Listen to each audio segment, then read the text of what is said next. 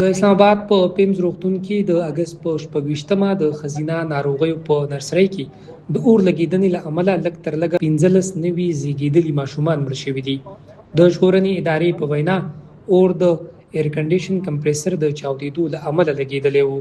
د روغتون چارواکي وایي د پیښې په مهال په نرسرۍ کې 14 ماشومان وو چې پکې یوه ماشومه ژوندۍ ژغورلی شوې ده، خو 15 ماشومانو ژوند د لاسه ورکړی دی. د ضلعي انتظامیې په وینا اور د روغتون د ام سی ایچ وارډ په 3م منزل کې لګیدلی و. د پیښې له خبرتیا وروسته د ژغورنې ډلې سیمې ته ورسېدې او د اور وژنې 6 موټرو او 14 امبولانسونو په دغه عملیاتو کې برخه واخیسته.